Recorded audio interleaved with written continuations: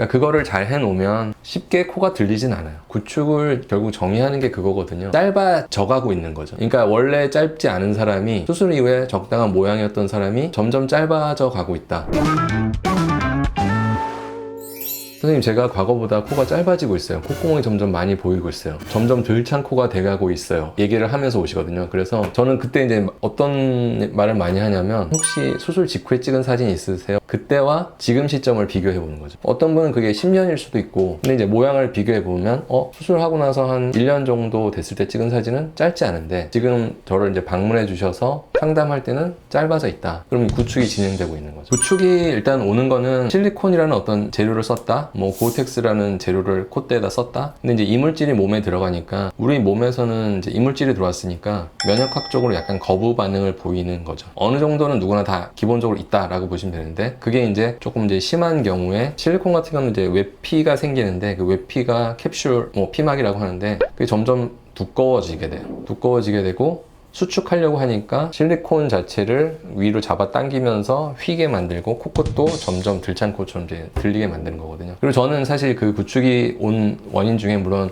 그 실리콘이라는 걸 쓴 것도 있지만, 코끝 수술이 위쪽 방향으로 뭔가 이렇게 들릴 만한 거를 예방 조치를 잘 해놓지 못했다라고 생각도 하거든요. 그러니까 그거를 잘 해놓으면 쉽게 코가 들리진 않아요. 예를 들면 우리가 이제 코끝 들린 사람을 수술할 때 뭔가 비중력을 연장한다든가 회전 이식을 통해서 코끝을 아래로 내려주는데, 그런 게 돼 있는 경우에 쉽게 이렇게 코가 짧아지진 않거든요. 그럼 일단 구축이 왔으면 빼야 되겠네요. 그렇죠. 왜냐하면 일단 기본적으로는 구축되면 모양을 짧은 거를 약간 연장하기 위한 결국은 수술이 필요하니까 그건 수술을 해야 되는 거고, 그 과정에서 기존에 썼던 실리콘과 실리콘을 감싸는 캡슐 조직을 제거하고 자가 조직을 대체하거나 이렇게 해서 이제 수술을 하게 되는 거죠. 그걸 빼내면 다시 실리콘을 사용할 수 있냐는 질문도 많던데. 네, 저는 좀 사실 이제 만성적으로 이제 구축이 진행되는 사람, 특별한 염증 증상을 갖고 있지 않은 사람의 경우에는 현재 사용되어 있는 실리콘 빼고 캡슐 조직 제거하고 다시 실리콘을 쓰기도 해요. 그러니까 워낙 이제 낮은 콧대이기 때문에 그냥 빼는 것으로 구축이 개선되는 거로는 모양이 만족스럽지 않다라고 느낄 때는 보형물을 사용하고요. 근데 이제 뭐 급성으로 되게 염증 증상이 심하게 생겨서 붓고 열감도 느끼고 통증도 있고 코 안에 어떤 상처가 생기거나 뭐 피부에 이렇게 뚫린 상처가 생기거나 이런 분들은